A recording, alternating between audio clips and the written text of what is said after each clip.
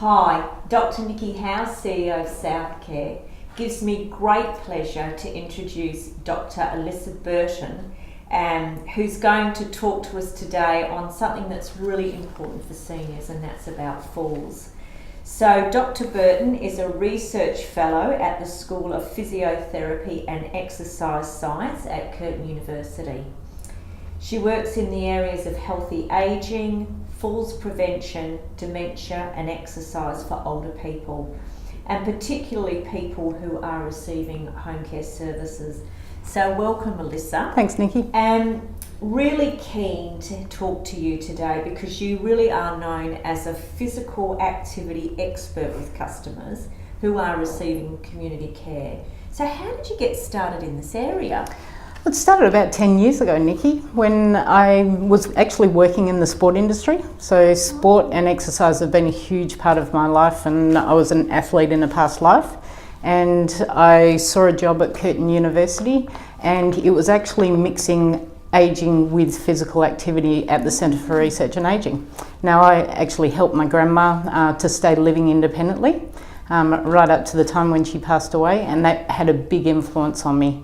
So because of that, and what my family and also what some of the community care organisations had done to help us, that really did affect me quite a lot. So I was very happy to actually receive that job and then go into looking at more physical activity and helping community care clients. Oh wow, so you've got that connection because of your grandmother. Yep. That's fantastic. So over the past 5 years you've been researching the prevalence of fall rates of seniors living in their own home.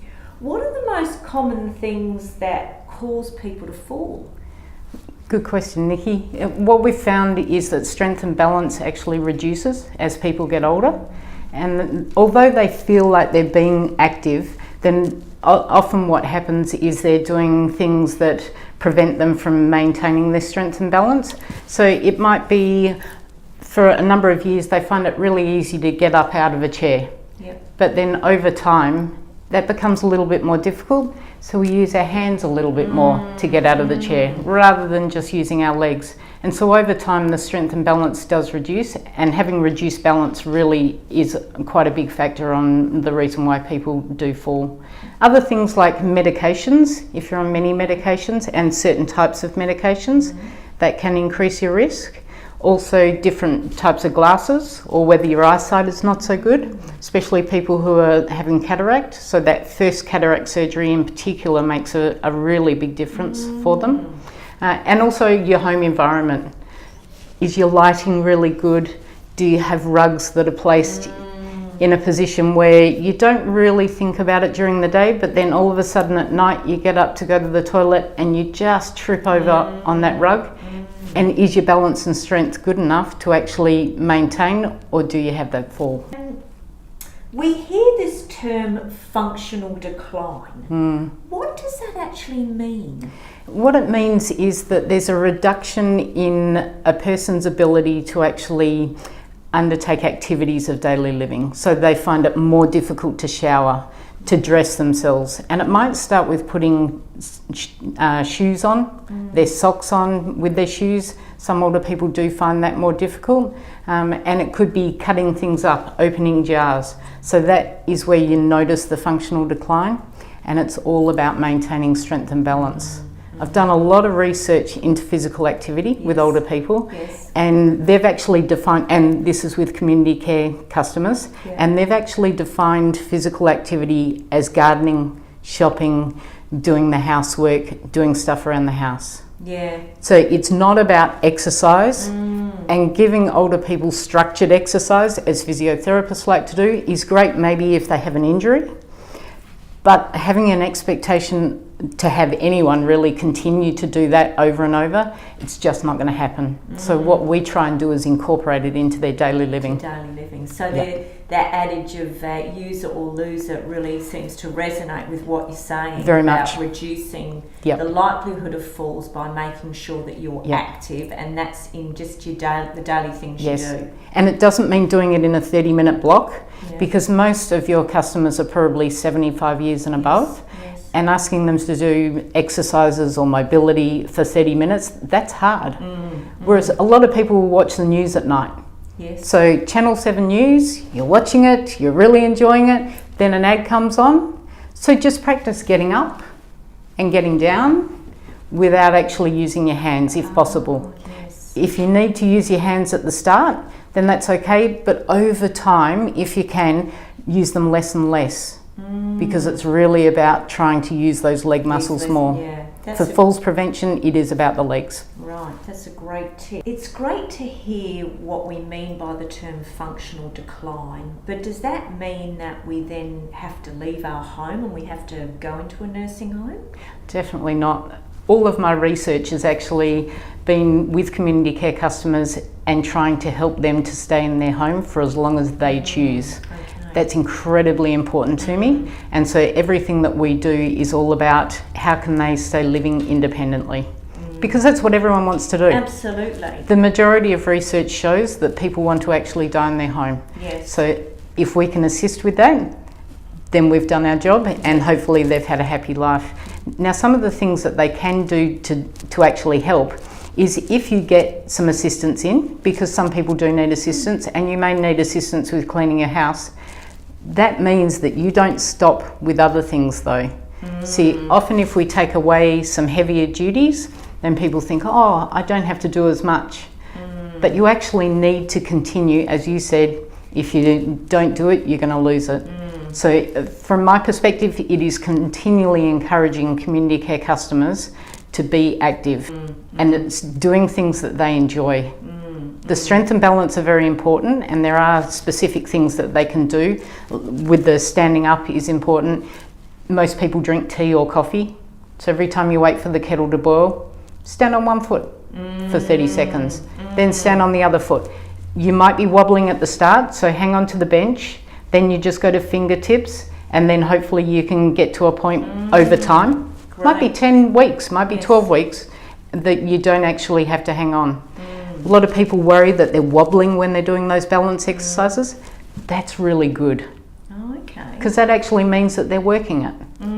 Okay. If you're not wobbling, you're probably not working it. Right. Oh, that's a great saying. If you're not wobbling, you're not working it. Okay, so you've touched on a few. Can we just go through those steps in detail? Sure. So some of the main points we spoke about was strength and balance, so you can do that within your home. The other one is medications. Yep. Most of the time your community care customers will be going to the doctor at least once or twice a year. Yep. If they can remember once a year to have a chat with their doctor and say, can you have a look at my medications and are they all okay? Because sometimes what happens is you might have an illness of some sort, you get another medication, another illness, another medication. So the doctor doesn't necessarily review them all, and it's very good to have a medication review once a year. Yes, okay. Yeah. With regards to your glasses and your eyesight, really good to have that once a year. So just think in the back of your mind, when was the last time I did have my eyesight checked? If it's past a year, maybe try and work out how you can go and have an eye appointment. Hopefully your family can help, or you might be able to get transport assistance. Okay, great. If someone does have a fall, what should they do? Well, first of all, when they have the fall, they should just chillax a little when they're on the ground, because most people panic immediately. And just take a moment to think, okay, am I injured or not? Because there are a number of falls where you're not actually going to be injured. Yes. So that's when you can just take your time. And then if you're not injured, take your time, see if you can get yourself up. Now, we do know that a number of community care customers aren't necessarily going to be able to get themselves up by themselves.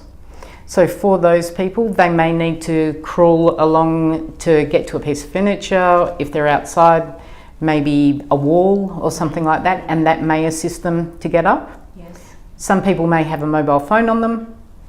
Others have personal care emergency alarms if they're at home. Take your time, call that, or else call out to a neighbour, and then they will help you up. Right. Yeah. If you're injured, you're better to, it depends on the injury of course. It can go from grazes, bruises, right the way through to a broken hip. Right, yeah. So depending on what your injury is, just work your way through the process. But I guess the biggest thing is don't panic. But what I would definitely request to all of your customers is if you are on the ground, you have a mobile phone or a personal care alarm, and you can't get yourself up, please use it. Do not lie there for hours, even if it's in the middle of the night. We want you to use it. It is really, really important that you let someone know. Yes. And letting someone know that you've had a fall doesn't mean that you're necessarily going to have to go into care. That's the message I'm getting from you. Totally. Yes. Yep. As long as they do whatever rehab is necessary, and if they've had a fall and they haven't been injured, it means that they do need to start doing some falls prevention work. Yes. So a house assessment would help, and you can get assistance through the RAS to have your house assessed. Yes. You can also get assistance from the RAS to have a physio come in and give you some of those strength and balance activities as well. And we can organise that for people. Of course you can. Yeah. Thank you. So if listeners would like to get more help with falls prevention, how can they get in contact with you? They can contact me at Curtin University. I'm at the School of Physiotherapy and Exercise Science. All they need to do is ring reception there, or they can send me an email, and I'm happy to have my email address forwarded through to any of your customers. Lovely. If they do have access to the internet, they can also look on the Stay on Your Feet website. Oh, fantastic. Good idea to get the grandkids, Yes. son or daughter involved as well. Have a look on the Stay on Your Feet website, and they actually have different flyers on what you can do to prevent falls, because that's a big part of what they do. Great. Thanks for your time today. No worries. Very informative. Pleasure speaking to you, Nicky. Thank you.